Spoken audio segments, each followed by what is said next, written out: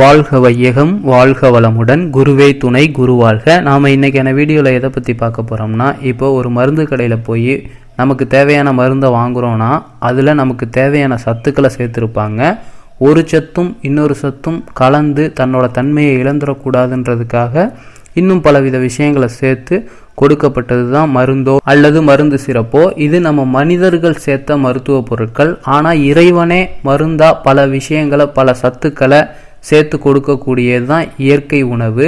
அதில் உடலில் ஏற்படக்கூடிய புற்றுநோய் செல்களை அழிக்கக்கூடியதும், நீரிழிவு நோயை சுத்தமாக தடுக்கக்கூடியதும், இன்னும் பலவித நன்மைகளை தரக்கூடிய சிறிய பாகற்காய், வீட்டிலேயே வளர்க்கக்கூடிய பாகற்காயின் மருத்துவ குணம் பற்றி தான் இன்றைக்கான வீடியோவில் நாம் தெரிஞ்சுக்க இருக்கோம். இந்த பாகற்காய் கசக்கும் தன்மை கொண்டது. கசப்பை சகிச்சுக்கிட்டு அடிக்கடி இந்த பாகற்காயை உணவோடு சேர்த்துக்கிட்டோம்னா சாதாரண புண்கள் முதல் உயிரை கொள்ளக்கூடிய புற்றுநோய் வரை நம்ம எண்டாமல் பாதுகாத்து கொள்ள முடியும். ஆயுர்வேதம் உணவையே மருந்தா கருதக்கூடியது. கசப்புத்தன்மை இருந்தாலும் இதில் பல வகையான இந்திய உணவுகளை சமைக்க முடியும். பாகற்காயில உடலுக்கு நலன் தரக்கூடிய பல்வேறு நலன் தரும் காரணிகள் இருக்கு. உடலுக்கு மட்டுமல்ல, பாகற்காய் சாறு மது அருந்தியவர்கள் விரைவில் அந்த போதையிலிருந்து வெளியே வரதுக்கு பாகற்காய் சாறு கொடுத்தா போதையில் இருக்கிறவங்க சீக்கிரம் அந்த போதையிலிருந்து தெளிஞ்சிருவாங்க. பாகற்காய் மிக குறைந்த கலோரி கொண்ட காயாக கருதப்படுது. பாகற்காயில 80% முதல் 90% வரைக்கும் ஈரப்பதம் இருக்கு. இதுல பல்வேறு வகை விட்டமின்களும் இருக்கு. அதாவது B1, B2, B3, B5, B6.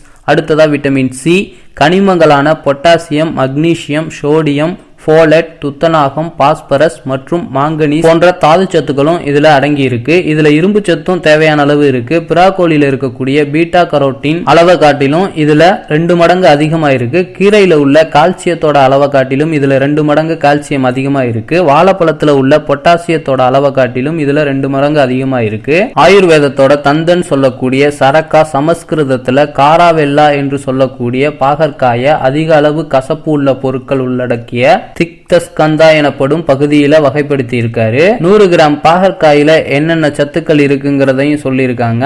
ஆற்றல் 17 கிலோ அளவுக்கு இருக்கு. கார்போஹைட்ரேட் 3.70 கிராம் இருக்கு. புரதம் 100 கிராம் இருக்கு. உடலுக்கு சத்தா மாறக்கூடிய கரையக்கூடிய கொழுப்பு 0.17 கிராம் இருக்கு. கொலஸ்ட்ரால் சுத்தமா கிடையாது, அதாவது கெட்ட கொழுப்புன்னு சொல்லக்கூடியது. நார்ச்சத்து 2.80 கிராம் இருக்கு. போலட் 72 மியூஸ் இருக்கு. நியாசின் 0.400 மில்லிகிராம் இருக்கு. ரிப்போப்ளோவின் 0.40 மில்லிகிராம் இருக்கு. தயமின் 0.40 மில்லிகிராம் இருக்கு. வைட்டமின் ஏ 470 மில்லிகிராம் இருக்கு. விட்டமின் சி 84 மில்லிகிராம் இருக்கு. சோடியம் 5 மில்லிகிராம் இருக்கு. பொட்டாசியம் 296 மில்லிகிராம் இருக்கு. கால்சியம் 19 மில்லிகிராம் இருக்கு. தாமிரம் 0.034 மில்லிகிராம் இருக்கு. இரும்பு 0.43 மில்லிகிராம் இருக்கு. மக்னீசியம் 17 மில்லிகிராம் இருக்கு. மாங்கனீசு 0.089 மில்லிகிராம் இருக்கு. துத்தநாகம் 0.80 மில்லிகிராம் இருக்கு. இது எல்லாம் ஒரே காயில அடக்கி கொடுத்த, இறைவன் கொடுத்த அற்புதமான மருந்து தான் இந்த பாகற்காய். இப்ப இதோட மருத்துவ குணம் பத்தியும் பார்த்தலாம். இது கபம் மற்றும் பித்தத்தை கட்டுப்படுத்தக்கூடியது. பாகற்காய் குடல் புழுக்களை நீக்கிவிடும் என்பது நம்ம எல்லாத்துக்குமே தெரிஞ்சதுதான். நீரிழிவு நோய்களுக்கு மிகச்சிறந்த உணவா இது கருதப்படுது. மலச்சிக்கலை போக்கக்கூடியது. பாரம்பரிய மருத்துவத்துல இது காய்ச்சல், தீப்புண், தீரா இருமல், வலியுடன் கூடிய மாதவிடாய் ஆகியவற்றை குணப்படுத்தக்கூடியதுன்னு சொல்றாங்க. இதில் உள்ள கசப்பு பகுதி தலையில் உள்ள பொடுகு வருவதை தடுக்கக்கூடியது, முடி வளர்ச்சிக்கு உதவக்கூடியது, அதோடு கண் கோளாறுகளையும் குணப்படுத்த உதவுகிறது. இதற்கு இதில் உள்ள பீட்டா கரோட்டின் பயன்படுதுன்னு சொல்றாங்க. வாய்ப்புண்ணுக்கு இது மிகச்சிறந்த மருந்தாக பயன்படுத்தப்படுது. இரத்தத்தை சுத்தகரிக்கிறது. சரும நோய்களுக்கு மிகச்சிறந்த நிவாரணியா கருதப்படுது.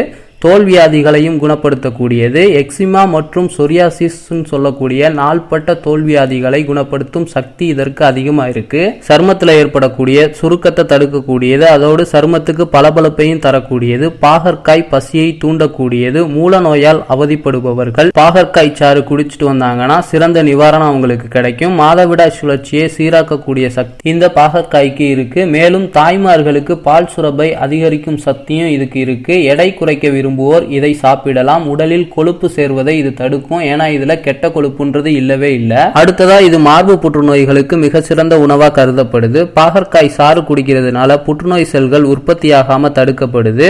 புற்றுநோய் செல்களை அழிக்கக்கூடிய தன்மையும் இதுக்கு இருக்கு. பாகற்காய் மட்டுமல்ல, இதன் இலையும் சர்க்கரை நோய்களுக்கு சிறந்த மருந்தாக பயன்படுத்தக்கூடியது. முதல் நிலை மற்றும் இரண்டாம் நிலை நீரிழிவு நோய்களுக்கு மிகச்சிறந்த பலனளிக்கக்கூடியது. பாகற்காய் சாறை வெறும் வயிற்றில் சாப்பிட்டால் அது ரத்தத்தில் உள்ள குளுக்கோஸ் அளவை குறைக்கும். பொதுவா சாப்பிடும் உணவுல கார்போஹைட்ரேட், புரதம், கொழுப்பு சத்துக்கள் இருக்கு. இந்த கார்போஹைட்ரேட் எனப்படும் மாவு சத்தானது சிறு சிறு பகுதிகளாக பிரிந்து குளுக்கோஸாக மாறி ரத்தத்தில் கலக்கக்கூடியது. பாகற்காய் ரத்தத்தில் உள்ள குளுக்கோஸ் அளவை குறைப்பதால் அதன் தொடர்ச்சியாக பிற என்சைம்களின் தன்மையும் மாறுகிறது. பாகற்பழத்தில் உள்ள விதையில் பாலிபெப்டைட் உள்ளது. இது பொவைன் இன்சுலினுக்கு இணையானது என்று ஆராய்ச்சியாளர்கள் கூறுகிறார்கள். இந்த பாலிபெப்டைட் பி ரத்தத்தில் குளுக்கோஸ் அளவை குறைக்கும் தன்மை கொண்டது. இதுல நம்ம கவனிக்க வேண்டியது, எந்த ஒரு உணவுப் பொருளும் அளவுக்கு அதிகமா எடுத்துக்கிட்டோம்னா அது கண்டிப்பா நமக்கு தீங்கு தான் கொடுக்கும். உரிய மருத்துவரோட ஆலோசனை இல்லாம எதையும் பரிசோதிச்சு பார்க்க கூடாது. குறிப்பா சுய மருத்துவம் செய்யவே கூடாது. அதுல பாகக்காயும் நம்ம அளவுக்கு அதிகமா எடுத்துக்க கூடாது. பாகக்காய் இல்ல பாகக்காய் சாறு அதிகமா குடிச்சோம்னா ஹைப்போகிளைசீமியாவை அதிகமா ஏற்படுத்தும். குறிப்பா நீரிழிவு நோய்களுக்கு மருந்து சாப்பிடும் போது இதை நம்ம அளவுக்கு அதிகமா எடுத்துக்க கூடாது. அந்த மருந்து வேலை செய்யாம போகும். அதே போல கர்ப்பிணி பெண்களும் பால் கொடுக்கும் தாய்மார்களும் மிகுந்த எச்சரிக்கையோட தான் பாகற்காயை உணவா எடுத்துக்கணும்.